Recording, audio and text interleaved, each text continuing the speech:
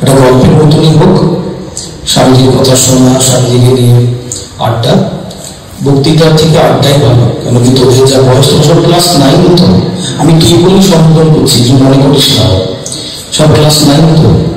তাহলে 9 মানে you have just enter the age of 15, 15-16 এরকম একটা বয়স। তোদেরকে দেখে আমার নিজের ব্যক্তিগত জীবনের একটা কথা মনে পড়ছে। একদম এই বয়সে একটু আগে আমি সেন্ট জেভিয়ার্সে পড়াশোনা করেছি। কলকাতার একটা বিখ্যাত স্কুল সেন্ট জেভিয়ার্স। যদিও আমার যে স্কুলিং এর আমি কথা বলছি সেটা মানে আছে কলকাতাতে, আমি দুর্গাপুর সেন্টারে তখন ছিলাম সেন্ট জেভিয়ার্সে। তো ওখানে ক্লাস 7-এ ফাদার ফুরসো বলে একজন এসেছিলেন। তিনি একজন Japanese father, he came from Yokohama, মানে সেন্টার থেকে এসেছিলেন। ফাদার মানে হচ্ছে তোরা যেমন মহারাজ বলিস, প্রিন্সিপাল মহারাজ, আমরা সেরকম আমাদের জেভিয়ার্স বা খ্রিস্টান মিশনারি স্কুলে সেই একটা প্রিন্সিপালকে ফাদার বলা হতো। এরকম না যে ফাদার মানে আমাদের সবার বাবা, এবার এরকম না, ফাদার মানে হচ্ছে যে ওইরকম একটা ব্যাপার, ঠিক আছে? This is the designation that was given to them, father. তো তিনি এসেছিলেন, but unlike the other father's, অন্য যে ফাদার ছিলেন, ফাদার ভটিয়া ছিলেন, ফাদার অনারে ছিলেন, he was stylish, 55 years of age, bald head, টাকলা। আর আমাদের না একটু হেভি ওয়েট, আর তিনি দারুণ টেবিল টেনিস খেলতেন, আর আমিও খুব ভালো টিটি খেলতাম, টেবিল টেনিস খেলতাম। তো আমাদের একটা জিমন্যাস্টিক ছিল। তো একদিন দেখছি ফাদার, আমরা খেলছি দেখে আফটার স্কুল ফাদার চলে এসেছে, আমাদের সাথে টিটি খেলছে। তো কি জানিস তো, মানে যেমন এই আমাদের প্রিন্সিপাল মহারাজ কিছু বলে গেলেন, তো তোরা তো দেখিস সন্ন্যাসী মহারাজদেরকে দূর থেকে একটা ঘরের মধ্যে আবদ্ধ হয়ে আছে, তোদের প্রিন্সিপাল যেতে গেলে কেমন একটা ভয় বা একটা সমীহ ব্যাপার থাকে, তো যে এরকম একটা কিছু আছে। কিন্তু যখন আমরা তাই ভাবতাম যে ফাদার খুব হয়তো মানে খুব মানে এরকম।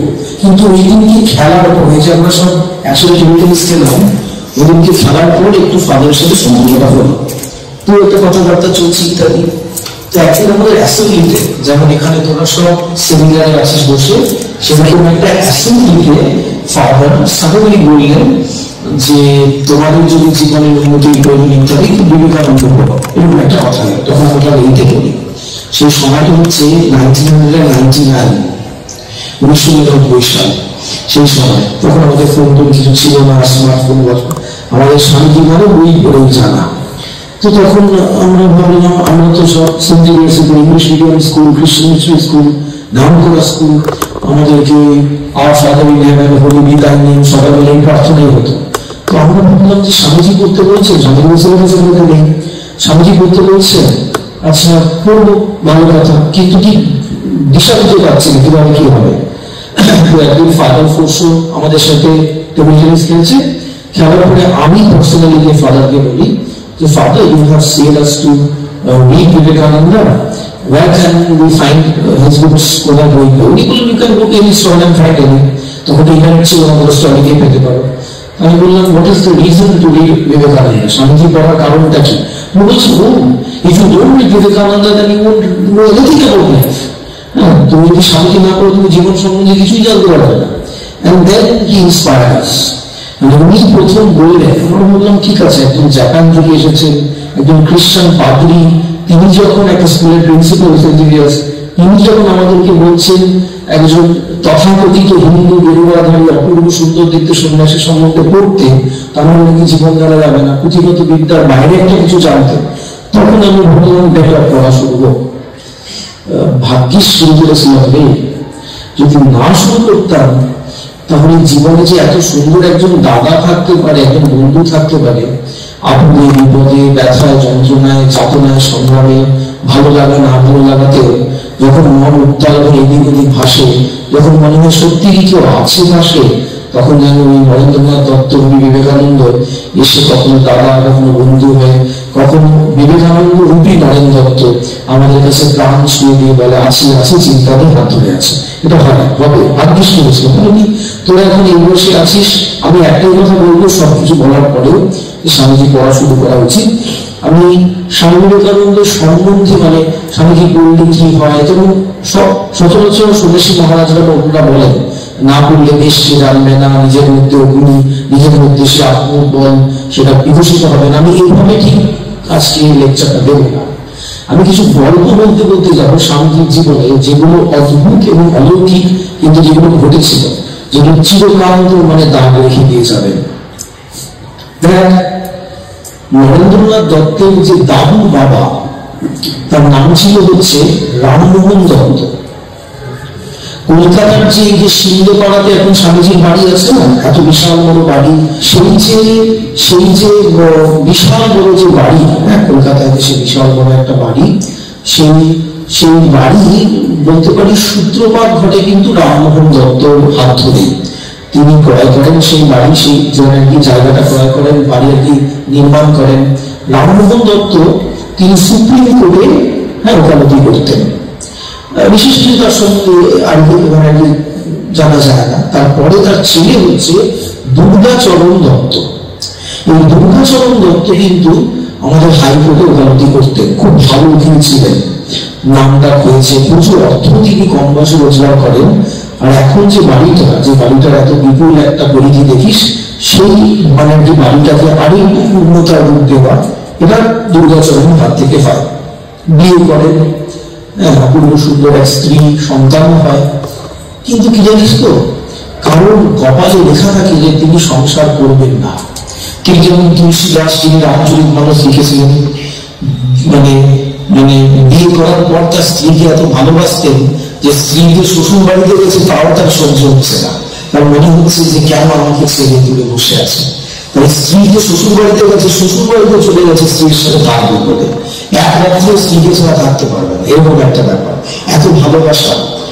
তখন তার স্ত্রী বলছে যে তোমার যে ভালোবাসা আমার প্রতি এভাবে ধাবিত হচ্ছে, সেটা যদি তুমি রামকে দিতে। স্ত্রীর মনে হচ্ছে কি রে বাবা, আমি বাপের বাড়িতে এসেছি, এখানে তো আমার বন্ধুদের সাথে গল্প করবো, এই কি বলবে ভাই, মেন দরজা দিয়ে না ঢুকে রাত্রিবেলায় অন্য কোনো একটা দরজা দিয়ে ঢুকে বলছে তোমাকে ছাড়া আমার ভালো লাগছে না, এই আমার মান সম্মান থাকবে না একেবারে। তো তাই জন্য তিনি একটু মানে একটু রাগের সাথে, অভিমানের সাথে বলেন, তুমি তো রাম রাম করো, তো যদি তুমি রামকে, আমাকে যে ভালোবাসাটা দিচ্ছ যদি শ্রীরামচন্দ্রকে দিতেন, মানে তুমি দিতে দাও। তখন দুর্যোধন ঠিক বলেছে, ঠিক বলেছে, আমি যে সমস্ত ভালোবাসা এই যে আমার জগতের আশেপাশে লোকদেরকে ঘুরে বেড়াচ্ছি, বা একটা বিশেষ ব্যক্তি না থাকার জন্য পাগলি তাড়াতাড়ি চলে এসেছি, সমস্ত ভালোবাসার মনগুলো যদি এক করতে পারি, তুমি রামকে দিতে হবে, নিশ্চয়ই তার দর্শন হবে। যেই বলা সেই নাচ, সেদিন চলে গেলেন সংসার। রামকৃষ্ণ যেগুলো কথা বলিতে আছে, 3 টান এক হলে ভগবানকে পাওয়া যায়। কিন্তু ভগবানকে পাওয়া লোক, তিনি দেখেছেন, তাকে তার সঙ্গ করেছেন, তিনি স্বয়ং কাঁদিনি। বন্ধুর মা, যোগীর মার স্মৃতি কথায় আছে, তারা দেখছেন শ্রীরামকৃষ্ণ তার ঘরের মধ্যে হাততালি দিয়ে মায়ের নাম করছেন, হরিনাম করছেন। যেই ঘরের বাইরে, রামকৃষ্ণের যে ঘরটি দক্ষিণেশ্বর আছে, যেই ঘরের বাইরে ধরলেন, দক্ষিণেশ্বরের চাকায় এই যে বিশাল বড় এক কালী মূর্তি ঘুরে বেড়াচ্ছে। আমরা যে ঘরে অভ্যাস করছেন, দেখছেন শ্রীরামকৃষ্ণ। ব্রহ্মানন্দজির নাম হয়তো শুনেছিস, যে এখানে পড়িস, রাখাল মহারাজ, শ্রীরামকৃষ্ণের মানুষ পুত্র। রাখাল মহারাজের স্মৃতি কথায় আছে, এরকম মাঝে মাঝে গল্প করতে করতে অনেকটা আমাকে বলবে, ওনার এরকম আছে স্মৃতি কথা, রেমিনিসেন্সেস আমরা বলি। বলছে তখন আমি কলেজ ফেরত শ্রীরামকৃষ্ণের কাছে যেতাম গল্প শুনতে, খুব আবদারে গল্প বলতেন না, শ্রীরামকৃষ্ণ খুব সুন্দর কথা বলতেন। আমি না তোদেরকে একটা জিনিস কল্পনা করাই, রামকৃষ্ণকে কিন্তু সিরিয়ালে যেমন দেখিস ওরকম দেখতে ছিল না। রামকৃষ্ণ করছে, একটু মাঝে মধ্যে বেগে বেগে হাঁটছে, এরকম এরকম কিন্তু না। এটা গুরুদাস বাবু একজন সিনেমা করে এই রোলটা ফিক্স করে দিয়েছিল। দেখবি আমাদের যেমন, আমি ভালো করে বোঝাচ্ছি, দেখবি কৃষ্ণ কেমন ছিলেন সেটা তো আমরা ইমাজিন করতে পারি না। কিছু কিছু আমরা না অডিও ভিজুয়ালটা খুব বিশ্বাস করি। যেমন ধর ব্রহ্মার ব্যাখ্যা যেটা আছে শাস্ত্রে, সেখানে কিন্তু ব্রহ্ম একটি বালকের মতো, কিন্তু কোনো এক সিরিয়ালে দেখানো হয়েছে তার মুখে দাঁড়িয়ে আছে, তো আমরা ইমাজিন করি ব্রহ্মা মানে তার দাঁড়িয়ে আছে, কিন্তু না। চণ্ডীতে এরকম আছে ব্যাখ্যা যে ব্রহ্মা একেবারে বিষ্ণু নাভিপদ্ম থেকে বেরোচ্ছে, এবার অপূর্ব সুন্দর কোন শিশুর মতন, যাকে দেখে মধু কৈটাবের গিয়ে খেতে ইচ্ছা করছে। তো ব্রহ্মা ভেরি ইয়াং বয়স কথা এরকম একটা ইমেজারি আছে। সেরকমই আমাদের কিছু ইমেজারি, যেমন শ্রীকৃষ্ণ যখন মহাভারতের যুদ্ধে দাঁড়াচ্ছেন তখন তার বয়স 80 ক্রস করে গেছে, তেমনি কৃষ্ণ 128 বছর অব্দি বেঁচেছিলেন, ঐতিহাসিকরা তাই বলেন। তারপরে তিনি দেহ ছাড়েন, দেখেন না, দেহ ছাড়েন। 80 years of age মানে হি ওয়াজ রীতিমতন বেশ বৃদ্ধ ছিলেন, ওরকম দেখতে ছিলেন। কিন্তু আমাদের চোখে কৃষ্ণ ভাসছে কিছুদিন আগে সিরিয়ালে যে হিরোটা কৃষ্ণ বলেছিল ওরকম। তো আমরা ভেবে নিচ্ছি Lord must have look like that, কিন্তু কৃষ্ণের যে বর্ণনা, যে গায়ের গরম, তার যে চলন বলন, সেগুলো তো করা সম্ভব না। কিন্তু কেউ হিট করে গেল একটা রোল প্লে করে, তো আমরা সেভাবে তাকে ইমাজিন করে নিই। সেরকমই 1960s এর দিকে যে রামকৃষ্ণকে নিয়ে সিনেমাগুলো বেরিয়েছিল বাংলায়, সেখানে যারা শ্রীরামকৃষ্ণের রোল প্লে করেছিলেন কোন একভাবে করেছিলেন, আর বাঙালি ভাবতে আরম্ভ করে গেছে রামকৃষ্ণ ওরকমই না। শ্রীরামকৃষ্ণ 6 ফিটের কাছাকাছি লম্বা ছিলেন, অমিতাভ বচ্চন যেমন লম্বা ওই রকম লম্বা ছিলেন। শ্রীরামকৃষ্ণ চোখে চোখ রেখে কথা বলতেন, এবং যখন কথা বলতেন তখন তার দেহ থেকে আলো বেরোতো। আলো, এই যখন লাইট থেকে আলো বেরোচ্ছে, এটা আমি বলছি না, স্বামী বিবেকানন্দের মেজ ভাই মহেন্দ্রনাথ দত্ত তিনি শ্রীরামকৃষ্ণের বক্তৃতা শুনতে যেতেন, এবং তিনি বলছেন এক ঘর লোক, 100-150 জন লোক সমাগম হয়েছে কলকাতার রামচন্দ্র দত্তের বাড়িতে বা সুরেন্দ্রনাথ মিত্রের বাড়িতে শ্রীরামকৃষ্ণ এসেছেন। তিনি কথা বলছেন, কাটা কাটা কথা বলছেন, সোজা তাকিয়ে কথা বলছেন, এবং প্রত্যেকটা শব্দের মধ্যে কি সুন্দর নিষ্ঠতা, বাংলা ভাষা কি অপূর্ব বলছেন, মাঝে মাঝে একটু তোতলাচ্ছেন। তার কথামৃত হয়ে গেছে এখন। তার কথাগুলো মনে আছে তো? বিদ্যাসাগর মহাশয়ের সাথে মিটিং হচ্ছে, বিদ্যাসাগর মহাশয়কে বলছে চোখে চোখ রেখে, অন্তরে সোনা চাপা আছে, খবর নেই। বরুণ রাজা মানে আর কি কোটরিতে কত দম, বরুণ রাজা নিজেই জানেন। তুমি যা করছো তা বেশ, কিন্তু সেইটি করতে গিয়ে যেন অহংকার না আসে, যেন এই বোধ না আসে যে আমি করছি, তিনি করাচ্ছেন তাই করছি, এই ভাব রেখো। যখন বলছেন ব্রহ্ম উচ্ছিষ্ট হয় নাই, কেন কি ব্রহ্ম যে কি মুখে বলতে পারিনি, তখন বিদ্যাসাগর বলছে আহা কি নতুন কথা শুনছি, না না ব্রহ্ম, এরকম বলছেন না। নরেন্দ্র দাদার মতন তাবর তাবর দিকপাল ছেলেরা এসে মাথা মুড়ি দিচ্ছে। বিবেকানন্দের একটা কথা আছে, বুদ্ধ ভগবান ছিলেন কি ছিলেন না তার সময়কার লোকরা জানতেন না। খ্রিস্টকে ভগবান বলল জেলে মুচিয়ে মালারা, রামকৃষ্ণকে ভগবান মানল ইউনিভার্সিটির ছেলেরা। ভাব কি রকমের ম্যাগনেটিক পার্সোনালিটি ছিলেন, যে যখন দক্ষিণেশ্বরের নাট মন্দিরে শ্রীরামকৃষ্ণ অবতার কি না তা নিয়ে তর্ক চলছে, যখন ভৈরবী ব্রাহ্মণী মথুর মোহনের স্পন্সারে কলকাতায় এবং ভূভারতের তাবর পণ্ডিতদেরকে জড়ো করেছে এবং শ্রীরামকৃষ্ণের জীবন চরিত্র দেখিয়ে বোঝাচ্ছেন যে এই লোকটার মধ্যে দিয়ে যা যা ঘটে গেছে শাস্ত্রের দিক তাই তো গেছে, ইনি অবতার, আমি সেটা প্রমাণ করে দিয়ে যাচ্ছি। কেন কি আমি তাকে শিষ্য হিসেবে মানে দেখতে গিয়ে দেখছি তিনি আমার গুরু। শ্রীরামকৃষ্ণকে যে তন্ত্র সাধনাটা শেখাতে এসেছিলেন ভৈরবী, সেই থেকে তিনি পুরো লাইফ ধরে শিখে সাধনায় উত্তীর্ণ হয়েছিলেন। Shri Ramakrishna completed within 60 days। অবাক হয়ে যাচ্ছেন যে এই লোকটার মধ্যে এইরকম ঘটনাগুলো ঘটে যাচ্ছে কি করে, এগুলো শাস্ত্র ব্যাখ্যা অনুযায়ী পারফেক্ট, আবার কখনো কখনো তিনি সেটাকে ছাপিয়ে যাচ্ছেন। তো তার মনে হয়েছে যে নির্দেশটি আমি পেয়েছিলাম সেটি ঠিক, আমি জগতের সামনে দাঁড় করাবো এবং দেখাবো, মানে জগৎকে দেখাবো তিনি অবতার।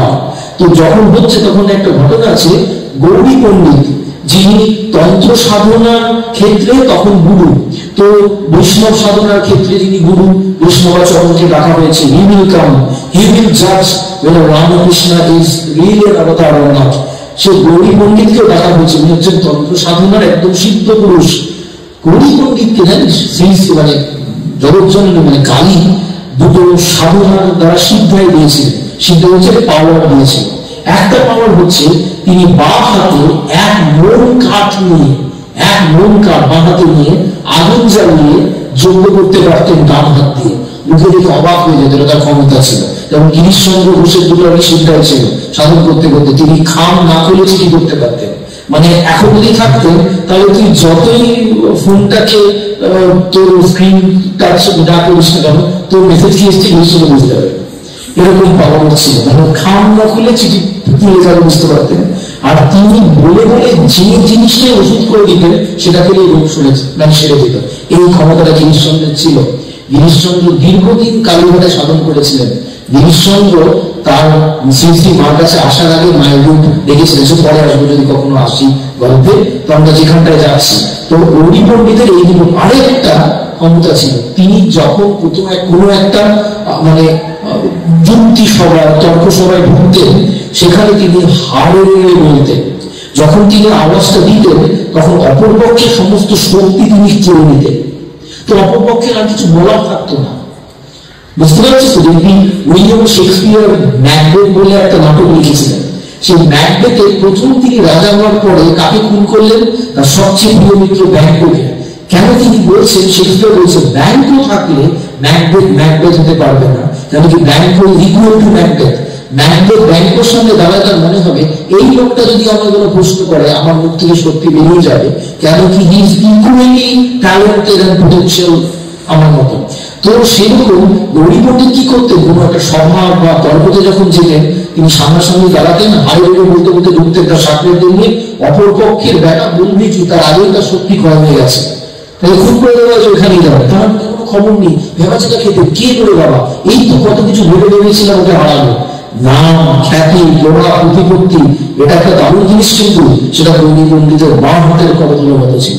তো তিনি তাকে আশীর্বাদ করেছিলেন কালী বা জগজ্জননী যে এই শক্তি শুধুমাত্র আমি তোমার কাছ থেকে হ্রাস করতে পারবো, কাটতে পারবো, আর কেউ পারবে না। তো গৌরী পণ্ডিত যখন ঠিক আছে ওটার যেটা দেখা যায়, তো ফার্স্ট উইক কি আমি হারে বলে ঢুকবো। তো গৌরী পণ্ডিতের মাথায় রয়েছে এবার দক্ষিণেশ্বরের ঘর থেকে গঙ্গার দিক থেকে উঠে এই দিক থেকে আমরা ঢুকি, সে দিক থেকে ওই গঙ্গার পাড়ের সিঁড়ির দিক থেকে ঢুকে ওই গেটটা থেকে মানে পুরো মাঠ মন্দির ভর্তি হোক, শ্রীরামকৃষ্ণের জীবন নিয়ে আলোচনা হচ্ছে, তিনি অবতার কিনা প্রতিষ্ঠিত হচ্ছে, এই মত দিচ্ছে ওই মত কাটছেন, আর শ্রীরামকৃষ্ণ মিষ্টি হেসে বালকের মতন আছেন বসে। কিন্তু বালক একদম ছেলে মানুষের মতন ছিলেন। কিরকম ছেলে মানুষ ছিল জানিস? একদম লোক মিষ্টি দিয়ে গেছে, জিলিপি, খুব ভালো দেখতে জিলিপি। তো জিলিপি গুলো না তিনি দেখে তার মনে হয়েছে আমি খাবো, বালকের মতন তুলে রেখেছি। এবার শুনেছে একদল ভক্ত আসছে পরিচিত, এবার রামকৃষ্ণ ভাবছে যদি ওরা এসে আমার জিলিপি করছে না তাহলে আমাকে দিতে হবে, আমি তো দিতে পারবেন না, একদম বাচ্চাদের হয়। তো তাই জন্য তিনি আমি জিলিপিটাকে সরাতে যাচ্ছেন, কিন্তু অতক্ষণে তারা চলে এসেছে। এবার শ্রীরামকৃষ্ণ কি বলবেন, মজা করে বলছেন, শোনো আমি না কালী ঘরে মায়ের নাম টাম করি, তাই ওরা ভালোবেসে আমাকে মিষ্টি দিয়েছে, তোমরাও নাম টাম করো, তোমাদের দেবে। এটা এখন যখন ভাবি তখন অন্যভাবে ভাবি, সত্যি তো নাম করলে মিষ্টি পাবো, তো এরকম একটা ব্যাপার। তো সেই শ্রীরামকৃষ্ণ মানে আছেন বসে একবারে বালকের মতো, একদম বালকের মতো বসে আছেন। সেই অবস্থাতে বুঝলি, সেই অবস্থাতে ওই মানে মাঝে মধ্যে তাকাচ্ছেন, লোকে তাকে নিয়ে আলোচনা করছে, তারপর হুঁশতেই যাবে, ঠিক আছে people are talking about me, let them talk, what matters to me, ওরা আমাকে এখানে সাজিয়ে বসেছে, they are trying to prove me that I am god, তো let them do what they are wanting to do. কিন্তু ওই গৌরী পণ্ডিত তখন ঘুরছে হারে বেড়ে বলে, সত্যি হতো না, বলছে যেই হারে বেড়ে বলে ঢুকছে গৌরী পণ্ডিত, তখন শ্রীরামকৃষ্ণ হঠাৎ করে উঠলেন, উঠে হাটে বলে চেঁচাচ্ছে, বলছে দক্ষিণেশ্বর মন্দিরে যারা মনে হচ্ছে তখন ডাকাত করেছে, রামকৃষ্ণ হরে রে বলছে, আর এই যে যারা যারা গৌরী পণ্ডিত হরে রে, আর রামকৃষ্ণ তত আরো জোরে হরে রে বলছে। কিছুক্ষণ পরে গৌরী পণ্ডিত সামনে এসে দাঁড়িয়ে বলছে উইথ হিজ ডিসাইপলস যে গৌরী পণ্ডিতের শক্তি নেওয়ার কথা বলার, রামকৃষ্ণ তার শক্তি কেন দিয়েছে। রামকৃষ্ণ কি বুঝতে পারছিস তো, মহাশয় তখন শ্রীরামকৃষ্ণ দাঁড়িয়ে বলছেন, কে এইবার মিলল তো, তোর একটু অহংকার হয়েছিল। This is Ramakrishna. ব্রহ্মানন্দজি মহারাজ যখন সামনে বলছেন, ওই যে যখন কলেজ গেলেন, তো রামকৃষ্ণদেবের কথা শুনতে খুব ভালোবাসতেন, কথা বলতো দারুণ ভাবে কথা বলতেন। আমি তোদেরকে এইগুলো বলছি কারণ শ্রীরামকৃষ্ণের মিথটাকে ভাঙা। বিবেকানন্দকে মানে আমি দেখে মনে হয় না smart, Ramakrishna was the smartest. Vivekananda রামকৃষ্ণের সম্বন্ধে বলেছিলেন is the latest and the most prophet. এইরকম লম্বা অবস্থায় যখন দাঁড়াতেন, গায়ে কোনো মাসল নেই, দেহ থেকে আলো মানে আর কি আলো বেরোতো যখন তিনি কথা বলতেন। ওই মহেন্দ্রনাথ দত্ত বলছেন, আমরা দেখছি তার দেহ থেকে আলো বেরিয়ে একজনের দেহে প্রবেশ করছে। ওই রাস্তা দিয়ে একজন ওষুধ কিনতে যাচ্ছে আহিরতলার দিকে, সে ভাবছে এত লোক জড়ো হয়েছে কেন, দাঁড়িয়ে আছে, দেখছি জানলা দিয়ে আলো তার দেহ প্রবেশ করলো, সে ওখানেই দাঁড়িয়ে আছে 6-7 ঘন্টা, আলোচনা হয়ে গেল, কথাবার্তা হয়ে গেল, তারপরে তার হুঁশ করেছে সে কোথায় যাচ্ছিল, আদৌ কোথায় যাচ্ছিল কি। এইটুকু বলছে তার কথা শুনে আসার পরে ভাইয়া 3-4 দিন ধরে সে আবেশ থাকতো, সেই রকম একটা অনুভূতি থাকতো মনের মধ্যে, মানে যেন মনে হতো যে এই জগৎ সত্য নয়, একমাত্র তিনি সত্য। মুরগি যখন আরেকটু বলতে দেখবি রামকৃষ্ণ কথা বলতে বলতে গায়ের কাপড় খুলে যাচ্ছে, মানে উলঙ্গ হয়ে যাচ্ছে। কলকাতাতে সবচেয়ে বিদ্যুৎ জয় 8 ক্লাস যারা সভ্য, তাদের সবার মাঝখানে শ্রীরামকৃষ্ণ হরিনাম করতে করতে কালী নাম করতে করতে তার দেহ থেকে কাপড় চলে যাচ্ছে, কাপড় খুলে গেছে, আর নাম করছে, চোখ থেকে দুজল জল জ্বলছে। আর যে মায়েরা আছে মেয়েরা, তারা তো উপরে চিকের আওয়াজ থেকে দেখতো, তারাও প্রণাম করছে, চোখ থেকে জল ঝরছে, কারণ মনে হচ্ছে না ইস্কি লজ্জাজনক একটা কাজ। কেন সেই সময় তিনি আর একটা মানুষ নেই, তিনি ওই রকম আনন্দের একজন ঋষি হয়ে গেছে, যার দিয়ে কাপড় আছে কি নেই। আর যখন তিনি ফিরে আসছেন তখন মাঝে মধ্যে কি মিষ্টি ভাষণ, কি মিষ্টি কথা, আর মানুষের প্রতি কি তার করুণা। তো ব্রহ্মানন্দজি মহারাজ এসেছেন, যে গল্পটা বলতে গিয়ে এতগুলো কথা হলো, তিনি এসেছেন স্কুল, এটা একটা ঘটনা, এটা তোরা শ্রীরামকৃষ্ণ সান্নিধ্য বলে বইতে পাবি, হ্যাঁ ওই বইতে আছে, বানানো না, সব পড়া। আমরা তো ঠাকুরকে দেখিনি, ইস কি দারুণ হতো যদি এরকম মানুষটাকে কাছে পেতাম, পাগল হয়ে যেতাম আনন্দে। তো তখন আনন্দের হাট বসতো, মা বলেছেন যে আনন্দের হাট বসাতেন তিনি। তো বলছে যে আর মা না মাঝে মধ্যে দেখতে পেতেন না, এই যে আমরা যারা ঠাকুরের নাম করি, এই যে আমি দেখলাম স্কুল থেকে কয়েকজন দীক্ষা পেতে যাবে কালকে, রামকৃষ্ণ মন্ত্র পাবে, আমি বলবো কিনা জানি না, কিন্তু মনে হচ্ছে বলি, যদি রামকৃষ্ণ মানে এই রামকৃষ্ণ মিশনে কেউ দীক্ষা পায় না, যে মন্ত্রটা পাবে, আমি জেলিয়াসে পড়েছি, সাউথ পয়েন্টে পড়েছি, ইংলিশ মিডিয়াম স্কুলের ছাত্র, আমি বাংলা শিখেছি অনেক পরে, আমাদের স্কুলে ইংরেজিতে বললে হতো, বাংলা কথা বললে ফাইন, বুঝতে পারি ইংলিশ মিডিয়াম স্কুল কলকাতার সেরা স্কুলগুলো। But after I took this initiation, যখন দীক্ষা পেলাম, দীক্ষা পাওয়ার পর যে মন্ত্র শক্তির উপরে যখন জপ করতে আরম্ভ করলাম, ওই কৃপা আলাদা ভাবে আসে। কি কি হয় ভিতরে তা তুমি বলতে পারবো না, কিন্তু হয়। দেখ একটা জিনিস আমি সবাইকে দিলাম, একটা ফোন আমি সবাইকে দিলাম, সেই ফোনটা লোকে কি কাজে লাগাচ্ছে সেটা তো একটা ব্যাপার, কিন্তু দীক্ষার মন্ত্রের মধ্যে অন্তর্নিহিত ক্ষমতা আছে তোকে কমপ্লিটলি পরিবর্তন করে দেওয়া। আর যে গুরুদের থেকে দীক্ষাটা পাচ্ছিস তারা অত্যাশ্চর্য ব্যক্তিত্ব, কিন্তু তোর সাধনের উপর ডিপেন্ড করে। হ্যাঁ, শ্রীরামকৃষ্ণ বলছেন না যে কৃপায় তো বাতাস বইছে, তুই পাল তুলে দে না, মানে বাতাসটা কিন্তু তার কৃপায় বইছে, তোমাকে পালটা তুলতে হবে, তুমি পাল না তুললে হবে। মানে দেবী সরস্বতী কৃপা বইছে, সাধন করতে হবে, শুধু সরস্বতী সরস্বতী করলে হবে না, ওরকম ভক্তিভাব রাখাও তো মুশকিল, সব ভুলে কি মায়ের নাম করে বলে আছে। তাই জন্য এটা সত্যি ঘটনা। তাই জন্য এই সব যাচ্ছে আর কি, এরকম দীক্ষা পেতে কি ভালো লাগছে, যে তার ঠাকুরের নাম পাবে, 5-10 বছর পরে দেখবি তাদের জীবনটা বদলে গেছে, যদি সত্যি তারা ওই মন্ত্রের সাধন করে। এটা কোনো ধর্ম জাত মিলে না, রামকৃষ্ণ জগতের কোনো বিশেষ ধর্মই না।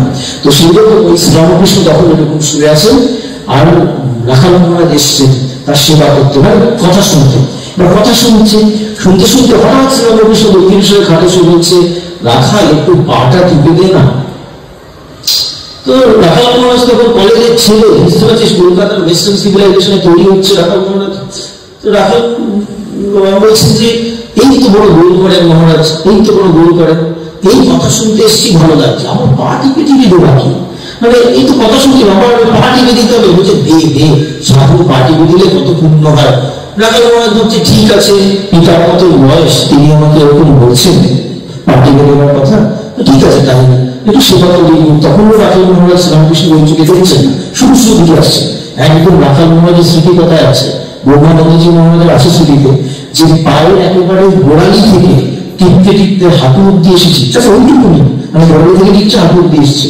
বলছে হঠাৎ দেখছি দক্ষিণেশ্বরের বাইরে চাপাল মানে একটা উলঙ্গ কালো মেয়ে, 4টে হাতওয়ালা, এই শব্দটা 4টে হাত, উলঙ্গ মেয়ে, তার খাটের চারিদিকে পাই পাই পাই পাই করে ঘুরলো, ঘুরে তার বডির মধ্যে ঝাঁপ নিয়ে ম্যানিশ হয়ে গেল, এন্টারলিকুস বডি। আমি খালি চোখে দেখে ভাবছি ম্যাজিক নাকি। শ্রীরামকৃষ্ণ শুয়ে ওই দিকে চেয়ে বলছেন, দিয়েছে বলছেন, সবই এইটুকুনি করলি, আরো কত দেখবি দেখ। রামকৃষ্ণ, আমি ঠাকুরের কথা পরে আসছি, আমি আবার ব্যাক করে দিয়েছি দুর্গাচরণের কথা, যেখান থেকে আমরা স্বামীজির কথা বলছি। তো ঠাকুর মা স্বামীজি সব এক সূত্রের কথা। তো মানে একটি দুর্গাচরণ দত্ত, তিনি না 25 বছর বয়সে সন্ন্যাস সালেন, যে কথাগুলো এত সংসার বিরাট, সেই তুলসীদাস থেকে আবার চলে মত হবে, আবার ব্যাক টু দুর্গাচরণ দত্ত। দুর্গাচরণ দত্ত তিনি না 25 বছর বয়সে সংসার ছেড়ে দিলেন, অত বড় বাড়িটাকে সব ছেড়ে দিলেন, তিনি কোথায় চলে গেল। এবার যখন দুর্গাচরণ দত্তর ছেলে মানে বিশ্বনাথ দত্ত স্বামীজির বাবার যখন বয়স 8, তখন স্বামীজির এন্টার ফ্যামিলি তারা ঠিক করলো কাশী ঘুরতে যাবে। জানি না কেউ বেনারসে গেছিস কিনা, আমি বেনারসে 3 বছর পড়েছি, পিএইচইউতে বেনারস হিন্দু ইউনিভার্সিটিতে পড়েছি, চান্স পেয়েছি, পড়েছিলাম। কাশী একটা দারুণ জায়গা, উফ,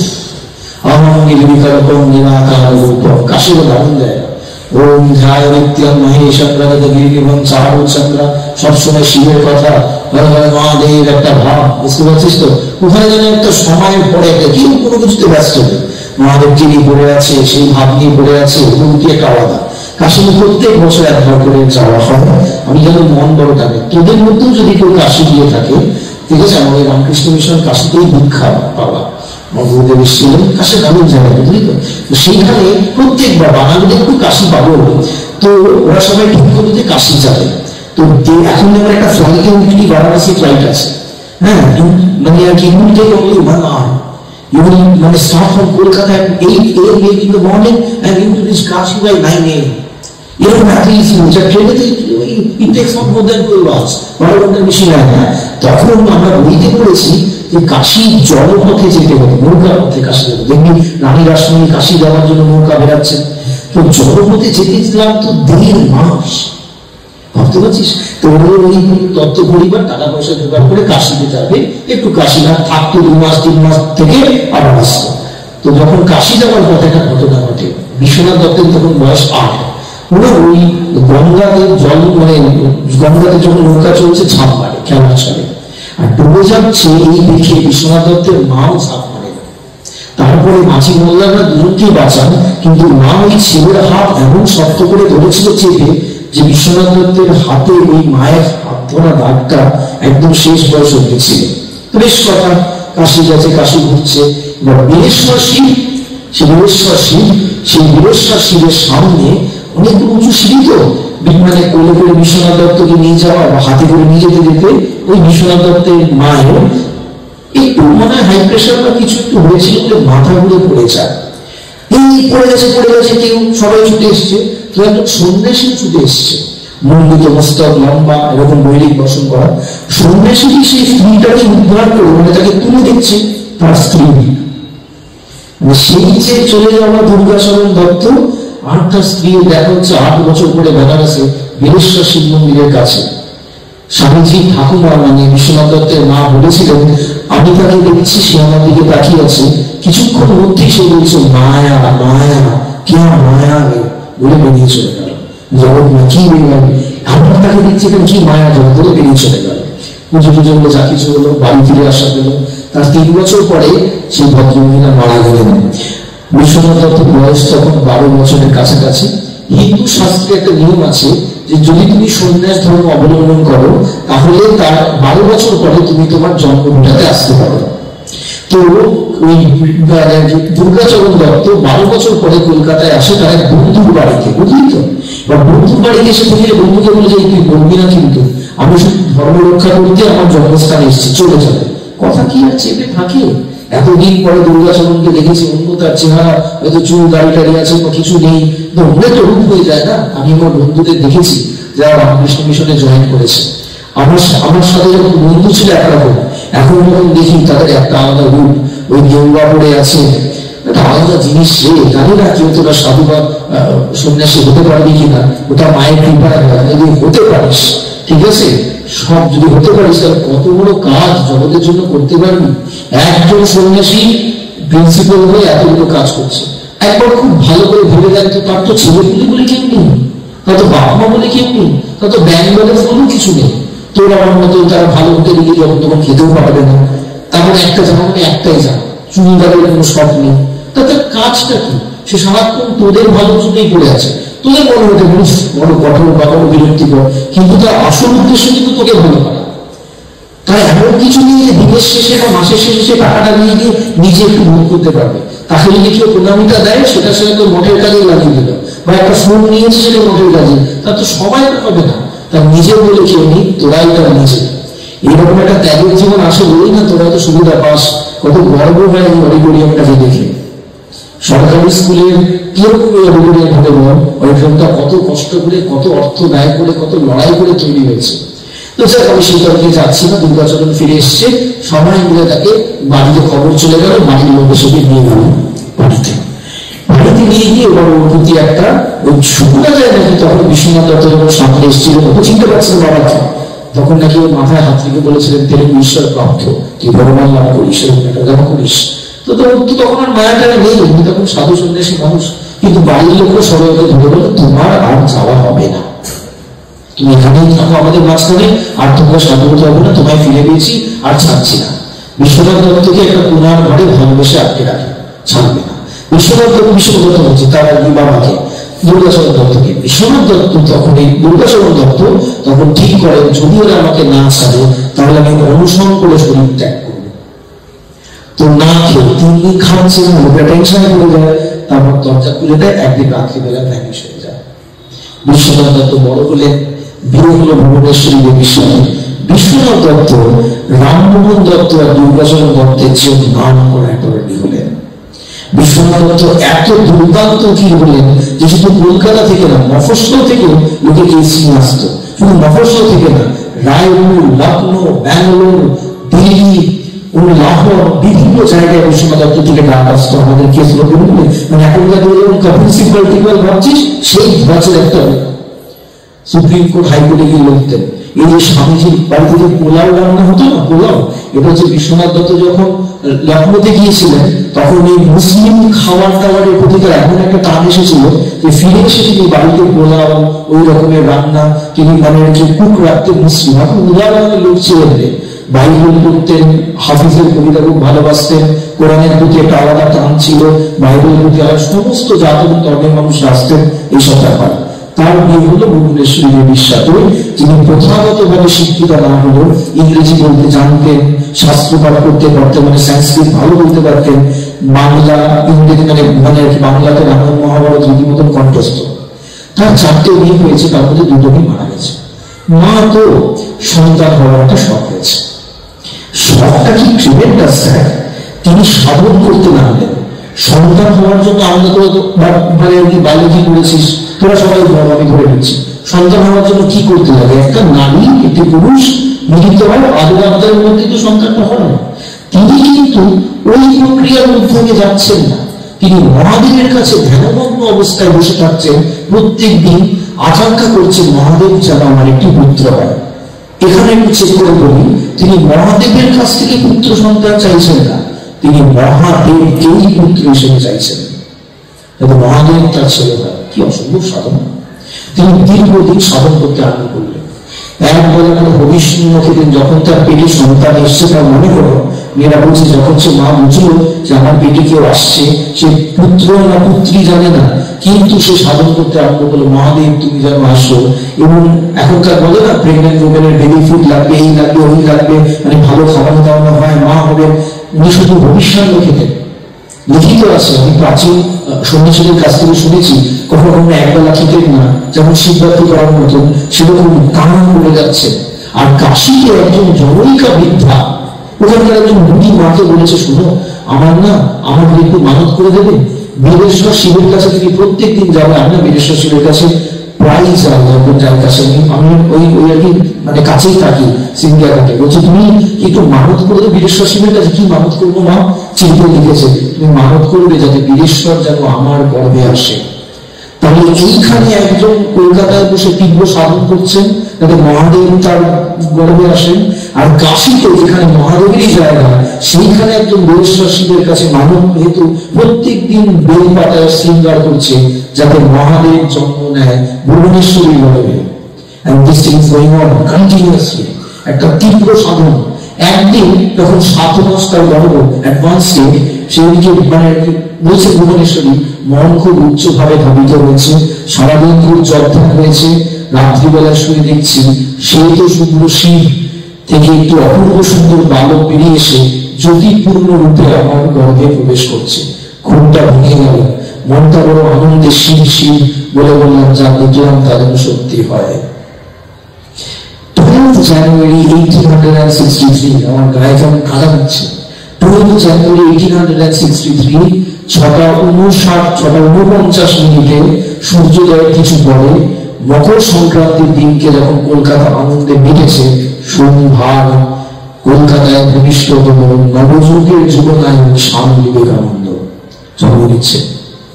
যখন জন্ম নিচ্ছে তখন রামকৃষ্ণ ঠিক বুঝতে পারছে একটু পরে যেতে এসেছে। রামকৃষ্ণ পরে নরেন্দ্রনাথকে দেখে বলবে, তুই যে এসেছিস আমি সেদিনকেই বুঝেছিলাম, কারণ কি উত্তরের কাশীর দিক থেকে একটা তারা খসে এসে কলকাতায় পড়েছিল, সেটা খালি চোখে দেখেছিল। তখন শ্রীরামকৃষ্ণ নরেন্দ্রনাথকে সদা শিব শিব বলতেন, আসছি বলে। ছেলে জন্ম নিল, জন্ম নেওয়ার সঙ্গে সঙ্গেই তার মুখের যে অবয়বটা, তার যে মানে আর কি যে আর কি ইয়েটা প্রবলেম হয়েছে কিছু, আচ্ছা তার যেটা বসে থাক, তোর ওরকম ঘোরাফেরা করিস না, তো ডিস্টার্ব না। তো তখন বলছে যে ওর যে মুখের যে অবয়বটা না, সেটা দেখে মনে হলো একদম মানে দুর্গাচরণ দত্ত। তো সেই সন্ন্যাসী চলে গেছিল, তার মতন মুখের অবয়ব এসছে। তাই প্রথম বাড়ির বড়দানকে নাম রাখে Durga Das Dutta. That was the first name that was decided. 5-10 minute যখন দুর্গাদাস দত্ত নামটা মোটামুটি ফিক্স হয়ে গেছে, সবেমাত্র গর্ভ সঞ্চার হয়েছে, তো গর্ভপাত হয়েছে, ভুবনেশ্বরের উইক আছে, শুনছেন কথাগুলো। তিনি হট করে ওই উঠে কিছুটা শক্তি বলে উঠে, তখন ওই ছোট্ট যে বিলিয়ন, তখন বিলিয়ন ওই যে ছোট্ট শিশু ভূর মধ্যে ভূর মাঝখানে আঙ্গুলটা রাখলেন, রেখে 5 মিনিট ধ্যানস্থ ছিলেন। প্রণতনাথ বসু বইতে পারি 5 মিনিট ধ্যানস্থ ছিলেন। ধ্যানস্থ হয়ে তারপরে তিনি চোখটা খুলে বলছেন, ছেলের নাম দুর্গাদাস নয়, ছেলের নাম রাখো বীরেশ্বর। তিনি বুঝেছিলেন কি এসছে, ঠিক যেমন শ্রীরামকৃষ্ণের বাবা বুঝেছিলেন কি এসছে, নাম রাখলেন গদাধর। কেন কি গয়ার গদাধর এসছে। সন্তান জন্ম হওয়ার পরে প্রথম সন্তানকে দেখি ক্ষুদিরাম চট্টোপাধ্যায় চন্দ্রমণি দেবকে বলছেন, সাবধান ভগবানকে বলে দিচ্ছ কিন্তু। তিনি যখন বুঝেছিলেন নাম হলো গদাধর, ঠিক সেরকম বীরেশ্বর ডাক নাম হলো বিলে। এই শ্রীরামকৃষ্ণ বিলে সম্বন্ধে একটু পরে আসছি। তো জানিস প্রচন্ড দুরন্ত পড়া, ধ্যান সিদ্ধ ছিলেন, ছোটবেলা থেকে ধ্যান সিদ্ধ। জানিস তো স্বামীজি কিভাবে ঘুমোতেন? উপর হয়ে শুতেন, উপর হয়ে চিঠা উপর হয়ে শুতেন। আর তিনি দেখতেন তার ভূমধ্যে একটা আলো, সেই আলোটা আস্তে আস্তে বাড়ছে, ডিম্বাকার নিচ্ছে, মানে গোল একটা সার্কেল হচ্ছে, দিয়ে ঘরের চারিদিকে ফেলে যাচ্ছে, দিয়ে তারাবাজির মতন হচ্ছে, দিয়ে চারিদিকে একটা জ্যোতি হচ্ছে, আর তার মধ্যে তিনি ঘুমিয়ে পড়তেন। এইভাবেই তিনি ছোটবেলা থেকে ঘুমোতেন। অনেক পরে যখন ব্রাহ্ম সমাজে তিনি ধ্যান যাচ্ছেন, যখন তিনি ব্রাহ্ম সমাজে নাম লিখেছেন, তখন তার সহপাঠী এবং ছাত্র বন্ধুদের বলছে, তো এই ঘুমোবার জ্যোতি ঘুমোবার কি বলছে বাবু, এটা না কিছু দেখি না, তবে যেমন ঘুমায় তেমন ঘুমায়। তো নরেন্দ্রনাথ চুপ করে গিয়েছেন, এটা বুঝে যে আমি আর পাত্রের মতো ঘুমাই না। এই যে গুরু যে সব বোঝে, শ্রীরামকৃষ্ণ একদিন বলছে নরেনকে, হ্যাঁ তুই কি ঘুমোবার আগে কোনো জ্যোতি দেখিস? বলছে হ্যাঁ। বলছে হবেই তো, তুই তো ধ্যান সিদ্ধ, মানে জন্ম থেকেই ধ্যান সিদ্ধ। যে ধ্যান অবস্থাতে সিদ্ধ হতে গেলে লক্ষ জন্মে লাগে, স্বামীজি সেই অবস্থায় জন্মেছে। মনে আছে তো শ্রীরামকৃষ্ণ স্বামীজির সম্বন্ধে কি দর্শনে কি বলেছে? কোথাকার লোক? রামকৃষ্ণ বলছে মন সমাধিস্থ, উচ্চ ভাব এগিয়ে যাচ্ছে, ধাবিত হচ্ছে। আমি কঠিন মানুষ ইউজ করছি না, উচ্চ ভাবে ধাবিত হচ্ছে। দেখছি একটার পর একটা লোক, একটার পর একটা লোক পাস করে যাচ্ছে। তারপরে কি দেখছি সেইখানে নানান রকমের দেবতারা এক একটা লোকে আছে বসে, আর সেই লোক থেকে দেবতারা যাকে যা কিছু করে সেই লোকের ঊর্ধ্বমঞ্চ, মানে স্বর্গলোকের ঊর্ধ্বমঞ্চ চলে যাচ্ছে। তারপরে শ্রীরামকৃষ্ণ বলছেন, দেখছি একটা জায়গায় লাল সুরকির মতন জ্যোতি আলো, আর একটা জায়গায় দেখছি একেবারে মানে সাদা শ্বেত শুভ্র আলোক জ্যোতি, একদিকে লাল একদিকে, মাঝখানে হলো ভাগ করা। এটা অখণ্ড ঘর বলছে, যেখানে নাম রূপ সব হারিয়ে যায়। বলছে ওখানে দেখছি 7 জন ঋষি বসে ধ্যান করছে।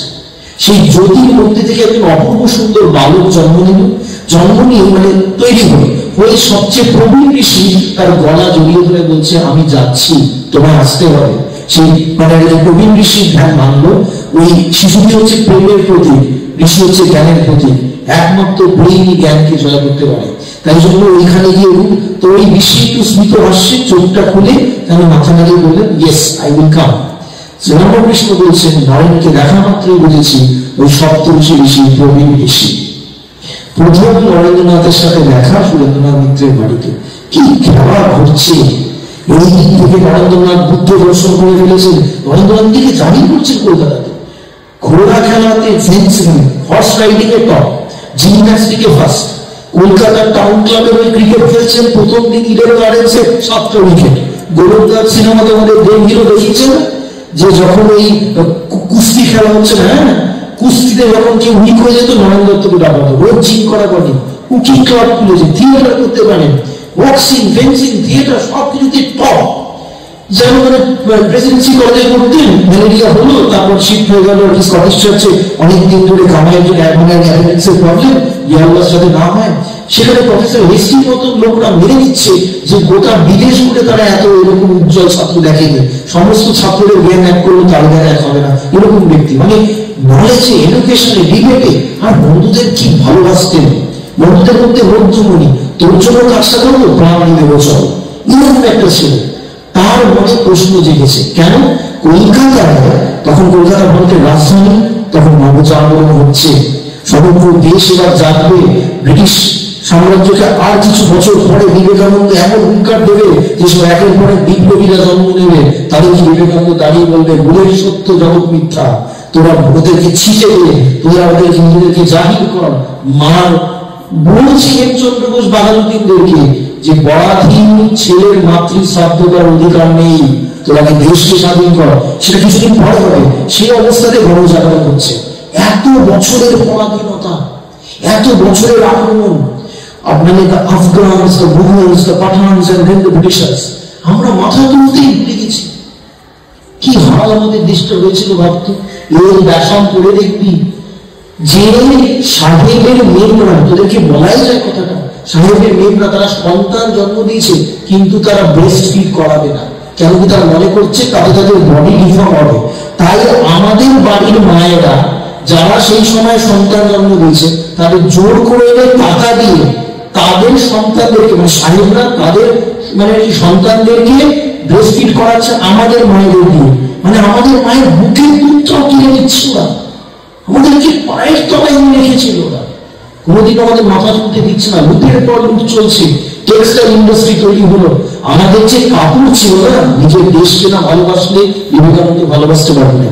আমাদের যে কাপড় ছিল টেক্সটাইল ইন্ডাস্ট্রি, সেই কাপড় নিয়ে লড়াই হতো রোমান সেনেটে যে ভারতীয় কাপড় ইজ দ্য বেস্ট। সেই টেক্সটাইল ইন্ডাস্ট্রি যখন ব্রিটিশরা এসে দেখলো যে এই টেক্সটাইল ম্যানুফ্যাকচারিং এর খবর যদি ফ্রেঞ্চম্যান বা পর্তুগিজরা পায়, তাহলে আমরা ইউরোপে আমাদের কাপড় বিক্রি করতে পারবো না। তাই 1 লাখ পাতির বুড়ো আঙুল 1 মাসের মধ্যে কেটে দিল। টেক্সটাইল ইন্ডাস্ট্রি ভেঙে গেল।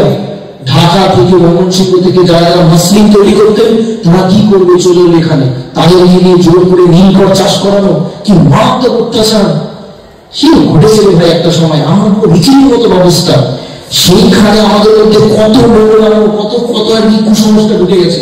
লোকে বলে রাজা রামমোহন রায় সতী দাহ বিরুদ্ধে গেছে, ওই সতী দাহ প্রথার বিরুদ্ধে গেছে, কিন্তু তিনি যে সলিউশনটা দিয়েছেন সেটা উপনিষদ থেকে, তিনি ওয়েস্টার্ন সলিউশন দেননি, তিনি ভারতের অতি গরিমার দিকে তাকিয়েছেন। যখন বিদ্যাসাগর মহাশয় বলছে কেন বিধবাদের বিবাহ হবে না, যদি রামায়ণ মহাভারত তার উল্লেখ থাকে, মাঝখানে একটা গন্ডগোল হয়ে গেছিল।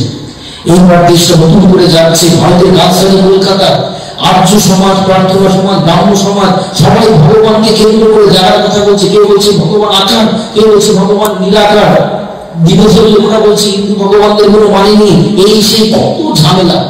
এর মাঝখানে একটা ছেলে সমগ্র কলকাতা হঠাৎ ঘুরে বেড়াচ্ছে। সেই ছেলে কান্ট, হেগেল, অ্যারিস্টটল সব পড়ে মানে একদম বিখ্যাত। তার বুদ্ধি এত তীব্র যে সেন্সারে ভুল ধরে দিচ্ছে সেই ছেলে, মানে 17 বছর বয়স, ধ্যান করতে করতে, বই পড়তে পড়তে তার বুদ্ধির দর্শন হয়ে গেছে। সেই ছেলে পাগলের মতো তার বাড়ির ছেলে টঙে বসে থাকতো, খালি পায় কি এমন আছে যে আমাকে বলবে ভগবান আছেন কিনা, কেন কি চারিদিকে এত ভগবান ভগবান, কিন্তু ভগবান তো বলার কথা নয়, ওকে করে দেখে বলার কথা। ও তো মুখে বলতে হবে না, ফার্স্ট হ্যান্ড ডকুমেন্ট দেবে, দেখেছে কি, এই নিয়ে তার জিজ্ঞাসা। আর ঠিক সেরকমই আরেকটা লোক দক্ষিণেশ্বরে বসে আছে। মনে রাখবেন যত বড় হবি, Ramakrishna is the only human being in the history of entire humanity who had practiced all religions and reached to the same point. উনি একমাত্র সেই মানব শরীর যিনি সমস্ত ধর্মপথ দিয়ে গিয়ে সমস্ত মানে আর কি ক্ষেত্রের মধ্যে নিয়ে সেই এক ভগবানকে পাওয়া যায় সেই তত্ত্বের প্রমাণ স্বরূপে দাঁড়িয়েছে। তিনি তোমাকে বোঝাচ্ছেন কৃষ্ণের অনুভূতিও এক, কালী অনুভূতিও এক, শিব অনুভূতিও যেমন এক, আল্লাহ অনুভূতিও তাই। মুসলমানদের কাছ থেকে মন্ত্র নিচ্ছেন পরিশ্রী, মন্ত্র নিচ্ছেন 3 দিন ধরে টানা মুসলমান সাধনে ব্যস্ত হয়ে গেছেন, ঘর থেকে সমস্ত দেবদেবীর ছবি সরিয়ে দিয়েছে, ঘুমানো পর্যন্ত ভক্ষণ করতে ছুটছে। মুসলমান বলছে না বাবা অত দূর না। মোল্লাপাড়া মসজিদে গিয়ে আজান দিচ্ছেন, কি তীব্র তার ভাষা। 3 দিন পরে তার মতো অনুভূতি হচ্ছে না। দর্শক এই বিশাল শিল্প শুভ্র ঋষি, সেই নেমে শেষে একটা থালা নিয়ে সেখানে অনেক চাল আছে, তার মধ্যে 3টে চাল তার মুখে দিচ্ছে, তার সমাধি হচ্ছে। বলছে অনুভূতিটা এক, কৃষ্ণকে দেখে এক অনুভূতি, তার জীবন কি হচ্ছে তিনি প্রমাণ করে দিয়ে যাচ্ছেন জগতে। কিসের এত ধর্মের মধ্যে লড়াই? কেন আমাদের মধ্যে বৈচিত্র্য থাকবে না? কেন সবাইকে ভগবান একই রূপে প্রকাশিত হয়েছে এটা মানতে হবে? কেন? আমি যদি শাড়ির একটা দোকানে যাই, তাহলে আমার সেই দোকানটা ভালো লাগবে কি যেখানে শুধু থান পাওয়া যায়?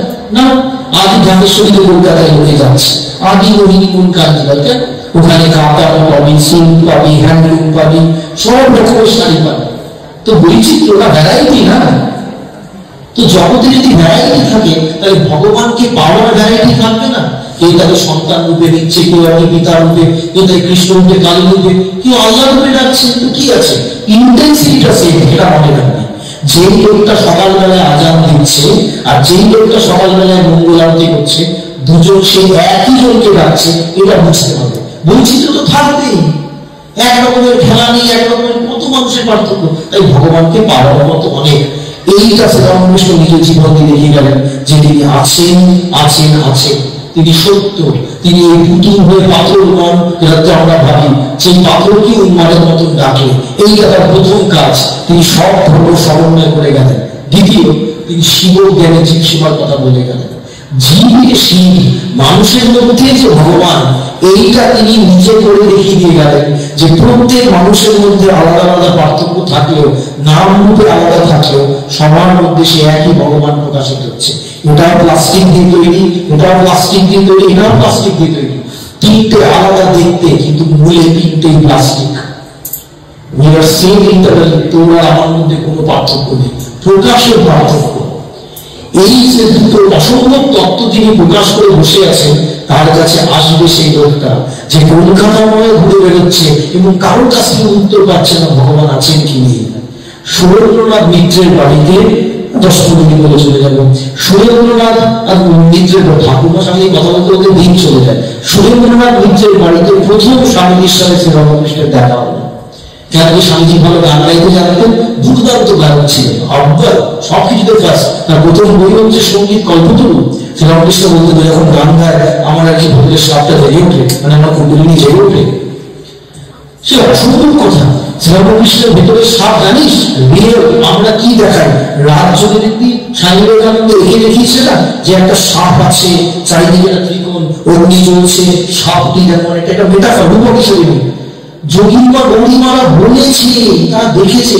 শ্রীরামকৃষ্ণ পুরো ভাবে তন্ময়, চোখ উপরের দিকে বসে আছে, তুমি খাবে বলে খাবার দিচ্ছে, এটা সাপ বেরিয়েছে, খাবার নিয়ে চলে যাচ্ছে। ওটা হাত হলো, সাপটি বেরিয়েছে, খাবার নিয়ে গেল। একটা স্নেক টাইপের জিন এসে বেরিয়ে হ্যাড টেকেন দ্য ফুন্ডামেন্টালস। শ্রীরামকৃষ্ণ সমাধি বসে আছে। তারা দেখেছে চোখে, যা যা শাস্ত্রে আছে তার ব্যাখ্যা রামকৃষ্ণের জীবনে পাওয়া যায়। সেই শ্রীরামকৃষ্ণ তখন নরেনের গান শুনে বলেন, সুরেন্দ্রনাথ মিত্রের বাড়িতে এসছে, গায়ক নেই, কে গাইবে? নরেনকে ডাক, শুনতে পাচ্ছিল দারুণ গান গায়। রবীন্দ্রনাথের ঠাকুর বাড়িতে রবীন্দ্রনাথকে ডাকা হতো, কেন কি এত বড় গান গাইতে পারে। রবীন্দ্রনাথের গান স্বামীকে নিয়ে নিজে গিয়েছিলেন ঠাকুর বাড়িতে, ব্যাপারটা এরকম। তো সেই বিশ্বনাথ দত্তের সেই সেই রবীন্দ্রনাথ দত্তকে দেখে শ্রীরামকৃষ্ণ বললেন, দক্ষিণেশ্বরে যাবি, সবার সঙ্গে কিছু বলবেন না, আমি কিছু কি ভুললেন। ওনার একটা কবিতা পড়ানো হচ্ছিল কলেজে, প্রফেসর এসি পড়াচ্ছেন এক্সকারশন, সেখানে সমাজের কথা উঠতে উঠতে রামকৃষ্ণের কথা উঠলো, শুনলেন। নিজের বিয়ের একটা একটা কথাবার্তা চলছিল, বিয়ে করবেন না এরকম একটা ব্যাপার। তার কাকা রামচন্দ্র দত্ত বললেন, ধর্ম ধর্ম করে ঘুরে বেড়াচ্ছে, সমুদ্রিমান ধর্মকে লিখে যায় দক্ষিণেশ্বরে, শুনলেন। ইন্ডিয়ান মিলারে নানান রকমের লেখা হচ্ছে, যেসব বক্তব্য বলছেন রামকৃষ্ণ শুনলেন। সবার কাছে জানলো, তাহলে রামকৃষ্ণের কাছে কেন জাননি? কেন তিনি ব্রাহ্ম সমাজে যুক্ত হয়েছিলেন, তিনি কোনো পুতুল বা মূর্তি পূজা করতেন না, তাই তিনি কালী মন্দিরের কোন একটা পুরোহিত জিনিস বলতে পারে এটা প্রথমে বিশ্বাস করেন, তাই দিতেন না। তো পরে মনে হলো গিয়েই দেখি, জানি না কি প্রশ্ন উত্তর দেয় হিস্টোরিক মিটিং। হ্যাঁ, ইতিহাস ধরনের বৈশিষ্ট্য এরকম বিনয় দেখেনি। শ্রীরামকৃষ্ণ বলছেন, উত্তরের বারান্দা দিয়ে অনেক প্রবেশ করল, দেখিলাম চুল উস্কো, দেহে কোনো পরিপাট্য নাই, কাপড়ের কোনো ঠিক নাই, যেন মনের ভিতরে কেউ বসে তার পুরো সত্তাটাকে টেনে ধরে আছে। নরেনকে দেখা মাত্রই মনে প্রশ্ন জাগলো, কলকাতার মতন বিষয় লোকের জগতে এত বড় সত্যগুলি থাকাও কি সম্ভব? ফার্স্ট মিটিং শ্রীরামকৃষ্ণ তার সঙ্গে বসালেন, দুটো গান গাওয়া হলো। দুটো গান গিয়ে রামকৃষ্ণ আনন্দে বিহ্বল হলেন, চেপে রাখতে পারছেন না। বিহ্বলের সঙ্গে সঙ্গে আরো দুজনের সাথে এসেছিল, তাদেরকে দক্ষিণেশ্বরের ঘরে রেখে গোল বারান্দায় নিয়ে গেলেন। ওই যে গঙ্গার দিকে বারান্দাটা, গোল বারান্দায় নিয়ে গেলেন, দরজা আটকালেন। আর কি, কলকাতার তখন জ্যোতিষ্ক লোকের প্রধান পুরুষ রামকৃষ্ণ, যাকে কেশবচন্দ্র সেন দেখতে এসে মাথায় পড়ে যায় ঠাটাল হয়ে, যার কথা শুনে গিরিশচন্দ্র পাগল। যে কলকাতার ব্যক্তিত্ব, যে রামকৃষ্ণ কলকাতায় বসে বসে ওই রকম অবস্থাতে অবতার অর্থ জাহির করছে, তা আলটিমেট লেভেল অফ স্পিরিচুয়াল সাধু, সে একটা 19 বছরের ছেলের হাত ধরে হাউ হাউ করে কাঁদতে লাগে। এতদিন পরে আসতে হয়, জানি প্রভু তুমি সেই নররূপী নারায়ণ। ফার্স্টে বলছে এতদিন পরে আসতে হয়, বিষ্ণু লোকের কথা শুনে শুনে কান পুছে গেল, মনের কথা বলতে না পেরে চোখ পেট ফুলে গেল। দিয়ে বলছে জানি প্রভু তুমি সেই নররূপী নারায়ণ। ওই ভদ্রিকার আশ্রমে যে নর ঋষি আছেন বসে, আর যে নারায়ণ ঋষি ভদ্রিক আশ্রমের পিছনে পাহাড় আছে, নর ঋষি নারায়ণ ঋষি দুজনই নারায়ণ আর কি নারায়ণ অবতার। তারা ভারতবর্ষের জন্য জন্ম নেয়, ভারতের উন্নতি, ভারতের ভালোর জন্য, এরকম মিথ্যাবাদী পুরাণ গল্প করে। তো বলছে জানি প্রভু তুমি সেই নররূপী নারায়ণ, জীবের দুর্গতি দূর করতে, আমার কাজ করতে, মানে আমি জীবের দুর্গতি দূর করতে এসেছি, আমার কাজ করতে পুনরায় শরীর ধারণ করেছ। কোথায় নরেন দত্ত একটা কলেজের ছেলে ছোকরা, তাকে দেখে একটা মানুষ সেলফি নিয়েছে। তিনি তো আর দেখেননি বন্ধুকে হতে, আগেই চলে গেলেন। তিনি তো দেখতে পাচ্ছেন আমার সামনে যে দাঁড়িয়ে আছে। রামকৃষ্ণ যে পাগল না, রামকৃষ্ণ যে ভাবে সব কথা বলেন না, সে তো ভবিষ্যতে কি হলো নরেন্দ্র দেখেই বোঝা যাচ্ছে। অরবিন্দ তাই জন্য নিজে লিখেছে, কৃষ্ণ অরবিন্দ, সেম পল যখন ক্রাইস্টের কাছে এসেছিলেন, ক্রাইস্ট বুঝেছিল তাই ইউরোপ আমার ভারতরা শিক্ষা পেতে এসেছে। ঠিক সেই রকমই নরেন্দ্রনাথকে দেখা মাত্রই শ্রীরামকৃষ্ণ বুঝে গেছেন গোটা ভারত আমার পায়তলা শিক্ষা গ্রহণ করতে চলে এসেছে। অরবিন্দের স্টেটমেন্ট বুঝলো, ঋষি অরবিন্দ। অরবিন্দটা বলে গেছিলেন জেলখানায়, অরবিন্দের জেলখানায় 15 দিন বিবেকানন্দ এসে তাকে রাজযোগ শিখিয়ে গেছে। এটা অরবিন্দ নিজে লিখে গেছে। ওই জেলখানাতে ছোট্ট একটা জেলখানা, ওইখানে পায়খানা করা, ওখানে পেচ্ছাপ করা, এটার মাধ্যমে তো কিছু নেই, দেশের জন্য প্রাণ দেবে সব। ওইখানে ওই একটা রয়েছে জলের গন্ধ চারিদিকে গরম। ভগবানকে ভালোবাসলে গেলে না মন্দির মসজিদ লাগে না, যে কোনো জায়গায় তাকে ভালোবাসলে তার আগে পায়। সেই মা বলছেন আমাদের সাবধান হতে জন্মবাড়িতে আছে মায়ের স্কুলে, মায়ের নিজেদের মায়ের বলছেন খুব দারুণ পেয়াস, মানে পায়েস রান্না হয়েছে, মানে ভক্তিগত মা খেয়েছেন, কিন্তু আনন্দ হয়ে আছে। বলছে মা আজকে পায়েসটা কি দারুণ কথা হয়েছে না? একজন ভক্ত বলছে, মা বলছে রান্নাটা ভালো হয়েছে কিন্তু স্বাদ নেই। তারা বলছে স্বাদ নেই কেমন? ভক্তি নিয়েছে, মানে সেদিনকে মাটির দেওয়া হয়েছে, সেখানে ভক্তি ছিল না, তো স্বাদ পাচ্ছে না। মানে তুমি যাই করে দেবো না কেন, যদি ভক্তি না থাকে তার কাছে যাবে না। ভক্তি মানে ভালোবাসা। তো যখন এই যে আর কি নরেন্দ্রনাথ দত্তের সাথে শ্রীরামকৃষ্ণের সম্পর্ক, তো স্বামীজি বলছে কি বিশ্বনাথ দত্তের শ্রীরামকৃষ্ণ সব বলছে, বিবেকানন্দ বলেছে the first time I saw him I felt he was a moonlight, পাগল একটা moonlight, নিজের মতো পাগল হয়ে থাকে। আমি একটা বিশ্বনাথ দত্তের ছেলে সামনে আমার বলি কিনা আমি নররূপী নারায়ণ সেই এইসব কথা।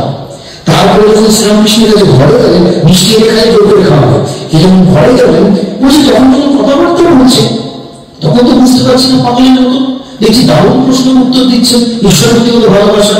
ভাবলাম প্রশ্ন জিজ্ঞেস করে বসি, মহাশয় আপনি কি ঈশ্বর দেখেছেন? দেখেছি, চাইলে তোকেও দেখাতে পারি। আমি দু একটা ঘটনা বলে চলে যাবো, মাথার মধ্যে কত আসছে এইরকম মানে একটা অনুভূতি। তোরা জানিস হয়তো তোরও এই অনুভূতি। আমি কেন সব জায়গায় বিবেকানন্দের ভক্তিটা অনেক কথা বলি না জানিস?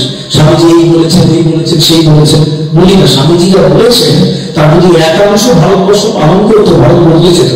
যারা আইডিয়া দিচ্ছেন কিন্তু here is a man whose life is more interesting than his philosophy. এইখানে একটা লোক আছে বিবেকানন্দ, যার জীবনটা বেশি ইন্টারেস্টিং তার লাইফের থেকে, তার মানে তার কথাবার্তা থেকে। কথা তো ইন্টারেস্টিং, কিন্তু স্বামীজির জীবনটা মনে হয় সিনেমা হিরোর জীবন করছিস। ভাবতে পারছি একটা মানুষ খালি পায়ে ঘোরানোর আসন কিলোমিটার হেঁটেছে, ওটা ভারত দেখেছে। এমনি এমনি ভারতের আনন্দ হননি, মানুষের গরিব দুঃখ যন্ত্রণায় হাওয়া লেগে গেছে, চিঠি লিখেছেন আমি জ্ঞানী নই, আমি মহান নই, আমি আর সাধু নই, বক্তা নই, আমি ভিখি, আমি দরিদ্র, গরিবের দুঃখ দেখলে আমি ঠিক থাকতে পারি না। কথা আছে, একটা আশ্রমে একটা রামকৃষ্ণ মিশন চালু করে দিয়ে চলে গেছেন। আমি বাইরে পড়াশোনা করেছি, তোদের আন্দাজ নেই ভাই বোনেরা বিবেকানন্দ কিরকম সম্মান পায় গোটা দেশ এবং দেশের বাইরে, রাজ্যের বাইরে। ভারতবর্ষ ঋষিদের দেশ, লাখ লাখ উদ্ধারের ঋষি জন্মেছে, তার মধ্যে প্রথম 5 জনের মধ্যে বিবেকানন্দ। শিবানন্দজি মহারাজের শরীর যাওয়ার আগে স্বামীজি তাকে দর্শক নিয়ে বলছেন, ওরে মানে আর কি আনন্দ, আমি তো বুদ্ধ ছিলাম, তুমি তো মানে আর কি আনন্দ ছিলে, বলেনি চলো তোমার সবাই হয়ে গেছে।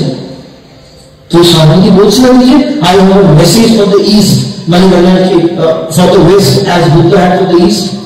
রোমার ফ্রেঞ্চের নোবেল পুরস্কার পেয়েছেন, তিনি বিবেকানন্দ করে বলছেন 40 বছর পরে তার জন্য লেখা করছি ভাই, ভেতরে একটা বিদ্যুৎ তরঙ্গ বলছে।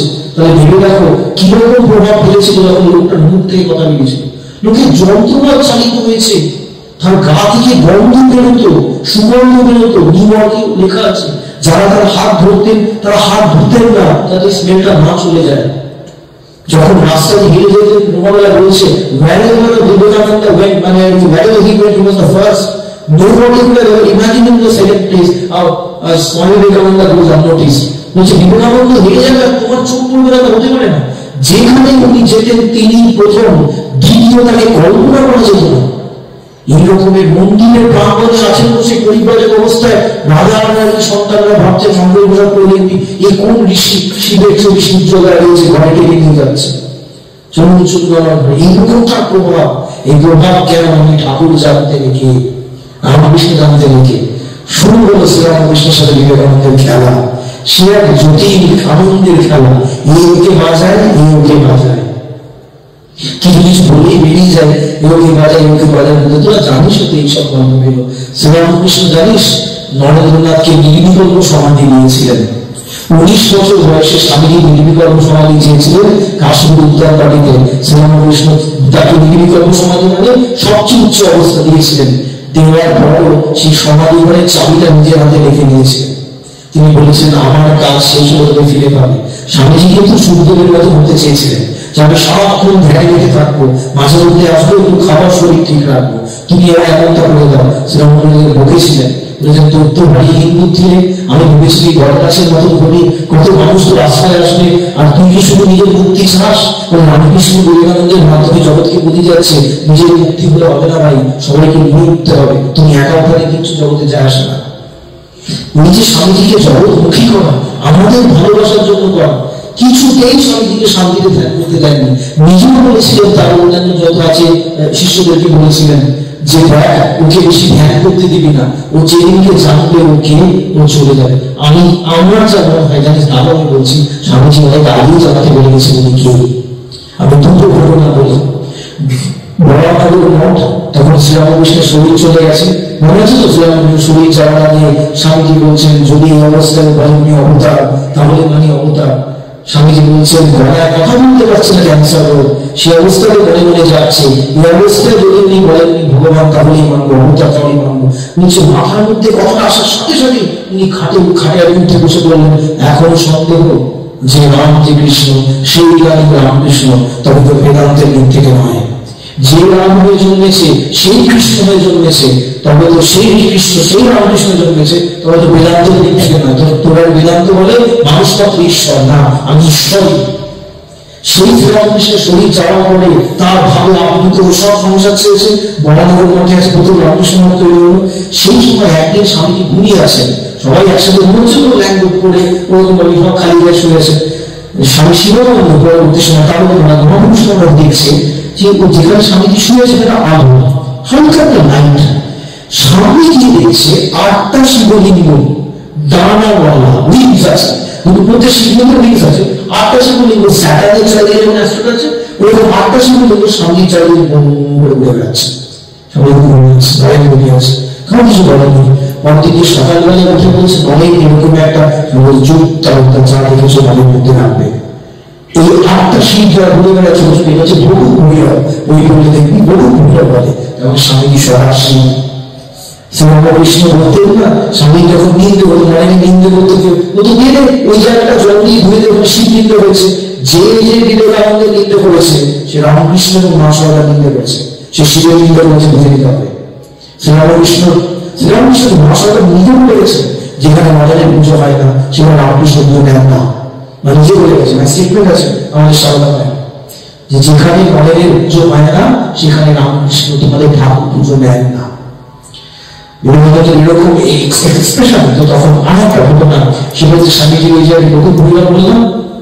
আর একটা স্বামীজির খুব শরীর খারাপ হয়েছিল ওই বড়বাবুর মঠে। শরীর খারাপ এমন হয়েছিল, এমন জ্বর যে প্রায় সবাই ভাবছে এভাবে তার ফিরে আসবে না, অজ্ঞানে বেউসে হাই টেম্পারেচার পড়ে আছে। তখন তো ভাইয়ের অ্যান্টিবায়োটিক আবিষ্কার হয়নি, তখন এই বুদ্ধিদের ওই খাবার ওই ওষুধে শরীরে জ্বর নামছে না। সাধারণত আমাদের শরৎ মহারাজ মায়ের দাঁড়ি বন্ধ করেছি গভীর কৃষি, ও মায়ের যখন জ্বর হতো না কোয়ালপাড়াতে, জ্বর কিছুতেই নামছে না। মা শরৎ মহারাজ রেখেছে, শরৎ মহারাজ জয়রামপুরে রেখে চলে গেছে। চলে গিয়ে ছেলে তো নিজের জামাখানি খুলেছে, খালি গায়ে বসে আছে। মা তখন শরৎ মহারাজের গায়ে হাত দিচ্ছে, পিঠে মায়ের টেম্পারেচার হচ্ছে। বলছে শান্তি সর্বজনের জন্য সর্ব ছিলেন প্রভুকে এমনি তোরা কোন জায়গায় জন্মেছিস, তোরা বড় বন্ধুক্ষেত্র, ওটা জগৎ চলে আসে জয়রামবাড়িতে। একটা ঘর পাওয়ার জন্য ভাষা সাথে দিকে চিঠি লিখতে হয়, তখন জয়রামবাড়ি থাকা যায় না। তোরা কোনো সুকৃতি জগৎ একটা পূর্ণ জন্মে ভালো ফলে তোরা মায়ের এখানে জন্মেছিস। চলে দেখবি যত দিন যাচ্ছে দেখছি ওদের ভিড় বাড়ছে। এবছর মহারাজ বললেন, শরৎ মহারাজ আমাদের যে বন্ধু মহারাজ ইমানরা, এবছর মায়ের দিদি পুজোর 35,000 লোক পোশাক পেয়েছে। ভাবতে পারছিস কত লোক ট্রেন নিয়ে কিছু লাইন মধ্যে গাড়ি করে আসছে, বাসে করে আসছে। ট্রেন পর্যন্ত আরম্ভ করতো, বাস ছাড়িয়ে দেবেন। কি ভালোবাসা! শুধু জয়রামবাড়িতেই তাই, কলকাতা, বেলুড়মঠ, বাগবাজার, কনকর ছাড়, সারা পৃথিবী জুড়ে ছাড়, শুধু জয়রামবাড়িতে 30,000 লোক পোশাক পাচ্ছে। মানে এখানে এসছে আরো হয়তো 5-10,000 বেশি। এই বই কি টান মহারাজ বসে আছেন সবার সঙ্গে। সেইখানে ওই শ্রীরামকৃষ্ণের কি বলতে একটা জায়গায় চলে গেলাম, বলতে এই মজা, এক জায়গায় পৌঁছে এক জায়গায় চলে যাচ্ছি। সেই শ্রীরামকৃষ্ণ ওই যখন যখন স্বামীজি তখন জ্বর হয়েছে, জ্বর থেকে ফিরে এসছে, ফিরে যখন পিকে হয়েছে, জ্বরটা একটু কমেছে, তখন সর্বনাশ কাঁপছিল যে মানুষরা ফিরবে না, অন্যরা সব কাঁপছে, জ্বর তো বেউসে পড়ে আছে। কিছুক্ষণ পরে রাত যখন হয় নন্দন একটু ফিরেছে, ফিরে আস্তে আস্তে সর্বনাশকে ডাকছে, কানটা পেয়েছে, বলছে শরৎ এইবার আমার যাওয়া হলো না, এবার যাওয়া হলো না। দেখলুম কি জানিস, আমাদের কথা শুনে, মানে আমরা যে জগতে বলবো, আমাদের কথা শুনে, আমাদের কথা বলে মূর্খরা ভারতে প্রফেটস করে ঘুরে বেড়াবে। যারা মূর্খ তারা আমাদের কথাবার্তা বলে চিনে তারা সব সাধুকে ঘুরে বেড়াবে। আমরা সব প্রফেট হতে এসেছি। সব স্বামীজি আগে বুঝে দিচ্ছিলেন, তাও স্বামীজিকে ঠাকুর শতক্ষণ না তারা কাজ করেছিল। স্বামীজির কাজ কি ব্যাপার করে দিচ্ছে, অনেক কথা মাথায় আসে। স্বামীজির কাজ হচ্ছে একটাই, স্বামীজি বারবার বলেছেন, সেটা হচ্ছে লিখে দেবে ঘন্টা নাড়া বেদান্ত। লিখে দেবে মহানন্দজি মহাশয় বলেছেন, লিখে দেবে ঘন্টা নাড়া বেদান্ত পাঠ, লিখে দেবে পুজোর আসন যা কিছু আচার বিচার। যদি বুঝে থাকিস যে এক মুহূর্তের জন্য কারো মনে শান্তি দিয়েছিস, ওটি সারা, বাকি সব ভ্রান্তি। মানুষকে ভালোবাসতে হবে, আগে দেশকে ভালোবাসতে, মানুষকে ভালোবাসতে হবে। মানুষকে ভালোবাসতে হবে জাতপাত না দেখে। তেমনকি স্বামীজিরই আছে কথা, বলুন প্রসঙ্গে তোমার স্বামীকে ভূতেশ্বর। স্বামীজি বারবার বলছেন সুন্দর করে দেয়। সেই সময় স্বামীজি বলছেন, পাথরের মূর্তিকে তার পুজো হয়, তার সেবা হয়। সেই পাথরকে তুমি খাবার দাও, তুমি তাকে যা বস্ত্র করো, সে ভালোবাসে কি না বাসে বুঝো না, তার উত্তরে কিছু আসে না। যদি পাথরের মূর্তিকে তাকে দেখা যায়, তাহলে জলজান্ত মানুষের মধ্যে তাকে দেখা যাবে না কেন? Why cannot you worship God in man? এখানে খাবার দিলে উত্তর দেন, মানে স্বামীজির কথা কাশীর দেবতা লক্ষ টাকায় ছড়াচ্ছে আর বৃন্দাবনের দেবতা লক্ষ টাকায় খাচ্ছে, এই দেবতা এই কাপড় করছে, এই সুন্দর বলেছিল। আসল স্টেটমেন্টটা হচ্ছে কিন্তু আসল দেবতা অন্য বিনা বিদ্যা বিনা মারা যাচ্ছে। তুই যেখানেই থাকবি স্বামীজি করে, তুই স্কুলে থাক, কলেজে থাক, তুই স্মার্ট হবি। স্বামীজি মা তো স্মার্ট, স্বামী শিশু আর কি দেখ, সমাজে দেখ শরৎচন্দ্রকে কেমন ভাবে কোট করতে হয়, টাই করতে হয়, এগুলো শিখিয়ে দিতে। সাহেব সাজবি তো সাহেবের মতন সাজবি, ক্রিকেট খেলবি ওরকম খেলবি, একদম জোরাল হবে। কে বলেছে তাকে হতে সাধু? স্বামীজি কোনো সময় সাধু হবে তাই না, ভেতরটা সাধু হবে, বাইরেটা তো স্মার্ট। হিন্দু স্মার্টার, তুই আমাকে দেখাতে ভারতের 500 ইতিহাস থেকে এরকম একটা স্মার্ট ব্যক্তিত্ব চেহারা দেখা, সামনে দাঁড়ালে মনে হয় অগ্নিবীর মতন শীর্ষণ থেকে লোক চলে এসে দাঁড়িয়ে আছে, হুঙ্কার তো মতো উঠে পড়ে যেতে বাধ্য হবি। এইরকম ক্যারেক্টার তো তুই যেখানেই থাকবি সেখানে তুই এক্সেল করবি শান্তি করলে। আর তোর চারিদিকে 10টা মানুষ মানে কি উপকৃত হবে, দেশ উপকৃত হবে। এটা শান্তির প্রথম কাজ। You have to think of others. Who will do the greatest good for the greatest number of people and how that will be done? Swamiji বলছেন sacrifice is the only law. সবচেয়ে বেশি ভালো, সবচেয়ে বেশি সুন্দর লোকের জন্য কে করতে পারবে? ত্যাগের পথে যে যাবে। স্যাক্রিফাইস ইজ দ্য অনলি ল। আমি নয়, তুমি। ঠাকুর যেমন বলছেন না, না হাম তু ধর্মপথের কথা আমি নই, তোমার হলে তবে আমার। এই অনুভূতি স্বামীজি প্রথম। দ্বিতীয় স্বামীজির কি অনুভূতি? পড়াশোনা করতে হবে, ভারতকে জানতে হবে। এই ভারতের বলি না আজকে শুভমণি পথ, লোকে দেশের তত্ত্ব ঐতিহ্য ভুলে বসে আছে। ভালো লাগতে পারে শরৎ সালমান লাগুক, ঋত্বিক রোশনের টিউনের নাচ, রিকি ডোমের কথা কি বলছে রিকি কষ্ট, ঠিক আছে, কিন্তু other than this look into hour heroes, Netaji পর, রবীন্দ্রনাথ পর, বিবেকানন্দ পর, অন্য মানুষের পরিবর্তিত হবি, আলাদা কিছু আসবে। চাকরি নেই কে বলছে, নিজেকে জামিন করবি, অর্থ তোর পায়ের তলায় আসবে।